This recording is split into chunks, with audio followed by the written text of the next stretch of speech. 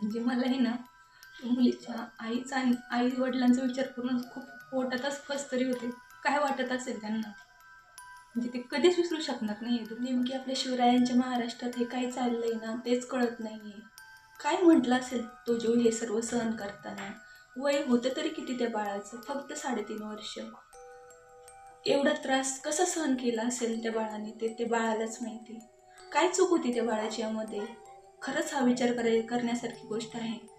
किती दिवस झालेत आपल्या महाराष्ट्रात याच घटना घडत आहेत, परंतु अजून तरी कुणाला न्याय मिळाला किंवा एखाद्या गुन्हेगाराला फाशीची शिक्षा झाली असं झालंय का? किती दिवस असेच निरागस जीव या घटनेमध्ये जाणार आहेत कुणास ठाऊक. सर्व शिक्षा अभियान, लाडकी बहीण योजना या सर्व योजना आणण्यापेक्षा एखादी अशी कुठली तरी योजना सरकारने आणायला पाहिजे जी या देशातील मुलींची, महिलांची, एका आईची आणि अशा लाडक्या बहिणींची आणि निरागस मुलींची जी रक्षण करू शकेल. खरंच या योजनांना काही फायदा आहे का? जर या देशातील मुलगी सुरक्षित नसेल, एकतर ग्रामीण भागातील आईवडील मुलींना शिक्षणासाठी जास्त प्रोत्साहन करत नाही आणि त्यात जर अशा घटना कायम घडतच राहिली तर ग्रामीण भागातील मुलींचं शिक्षण म्हणजे होणारच नाही आणि वडील घाबरतील की आपली मुलगी शाळेत गेली आणि जर तिच्यासोबत असं काही झालं, म्हणजे आता तर हीच चिंतेची बाब आहे की घरात सुद्धा मुलगी सुरक्षित नाही आहे. आपल्या महाराष्ट्रातली भूमी खूप पावन आहे. शिवरायांच्या काळात किती मान सन्मान केला जायचा स्त्रियांचा, महिलांचा. म्हणजे अगोदर या घटना बिहारमध्ये घडायच्या, बाहेर घडायच्या, परंतु आता महाराष्ट्रात या घटना खूप घडायला लागल्यात आणि नाशिक काही खूप लांब नाही आहे, खूप जवळ आहे. नाशिक जिल्ह्यातील मालेगाव तालुक्यातील एक डोंगराळ गाव आणि त्या गावामध्ये ही चिमुकली राहत होती. वडील बाहेर गेलेले, आजी आजोबा शेतात गेलेले आणि आई घरकामात मग्न होती. तेव्हा हे चिमुकलं बाळ आपल्या अंगणात खेळत होतं आणि शेजारच्याच एका हरामखोराने तिला चॉकलेटचा आमिष दाखवून अंगणातून गायब केलं. म्हणजे दुपारी 3-3:30च्या दरम्यान ही मुलगी अंगणातून गायब झाली. खूप शोधाशोध केली. जवळजवळ 5 ते 6 तास ही मुलगी कुठे सापडली नाही. ते सर्वांनी शोधाशोध केली. गावातील विहिरी बघितल्या. सर्व ग्रामस्थांनी मदत केली शोधण्यासाठी आणि पोलिसांमध्ये देखील तक्रार केली. आणि तेव्हा पोलिसांनी घरच्यांना विचारलं की तुमचं कोणाशी वैर वगैरे होतं का? भांडण झालं होतं का? तेव्हा समजलं की ही जी छोटी मुलगी आहे ना 3.5 वर्षाची, तर तिच्या वडिलांचे त्या आरोपीशी काही दिवसांपूर्वी भांडण झालं होतं आणि त्या भांडणाचा बदला म्हणून त्यांनी हे कृत्य घडवलं.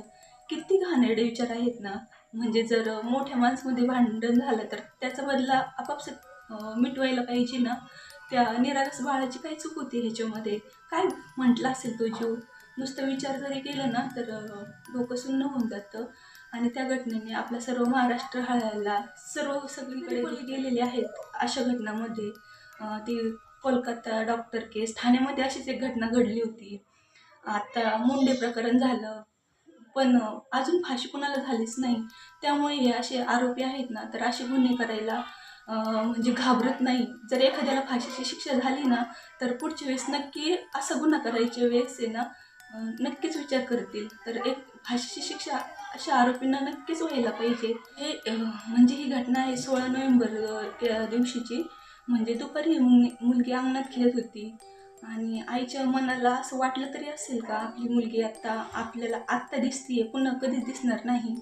म्हणजे अशा घटना घडल्या ना, सर्व लोक खूप तळतळ हळहळ करतात, स्टेटस ठेवतात, खूप जण आपले मतं मांडतात. पण खरं दुःख आहे ना, त्या आईवडिलांनाच असतं. म्हणजे 9 महिने जी आई आपल्या पोटात गर्भ वाढवते, तो त्रास सहन करते आणि मुलीला जन्म देते, ती कधीच हे दुःख विसरू शकत नाही.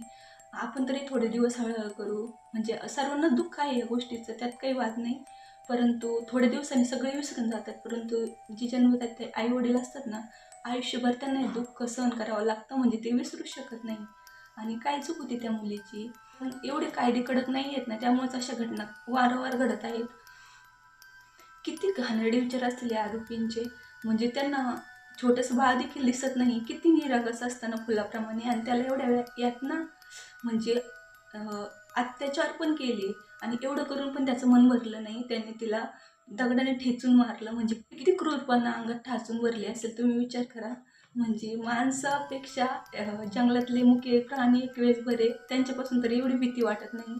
आता एवढी माणसापासून भीती वाटायला लागली. मुली आहेत आणि तुम्ही देखील मुलींचे आई वडील असाल तर मी तुम्हाला आवाहन करते, आपल्या मुलींची काळजी तुम्ही स्वतः घ्या, कारण शासन आहे परंतु शिक्षा होत नाही ना कठोर, तोपर्यंत म्हणजे असे गुन्हे होतच राहतील.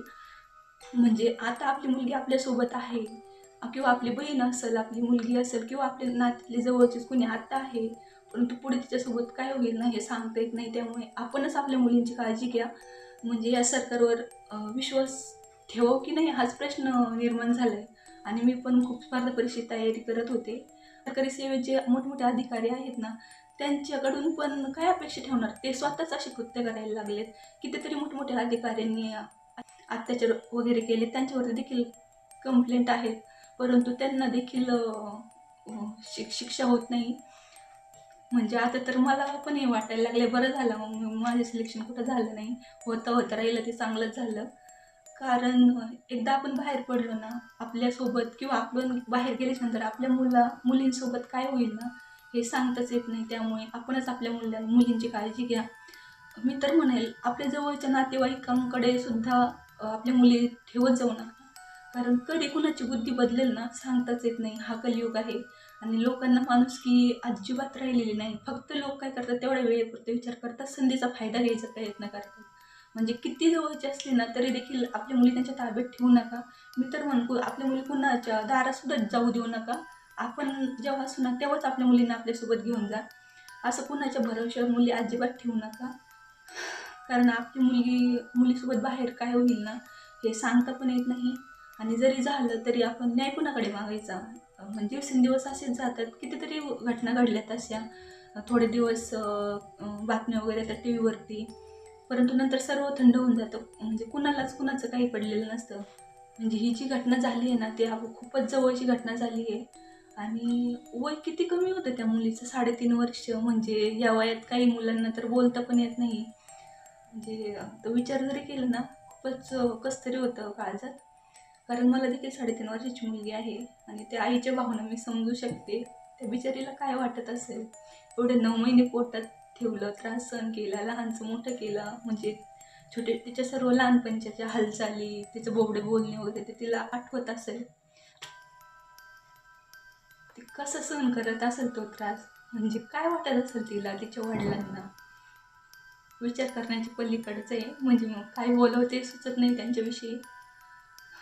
म्हणजे दिवसभर सकाळी जी मुलगी आपल्यासोबत खेळत होती, बागडत होती, संध्याकाळी तिचं प्रेत असं आपल्या घरी एखाद्या कापडामध्ये लपेटून येईल आणि ते बघितलं असेल तिच्या आईने तर तिला काय वाटलं असेल. म्हणजे म्हणजे आता नवीनच प्रश्न निर्माण झालाय मुलींच्या आई वडिलांसमोर. पहिला असा प्रश्न होता की मुली जन्माला आल्या म्हणजे त्यांच्या लग्नाची वगैरे काळजी राहायची. म्हणजे आता तसं नाही आहे. आता पालकांना हा प्रश्न पडलाय, मुलींना सांभाळायचं कसं. म्हणजे आपण एवढं त्यांना लाडात मोठं करतो, त्यांची काळजी घेतो, त्यांना हो नको ते बघतो. आपल्या काळजाचा तुकडाच असतो, आपण किती करतो त्यांच्यासाठी.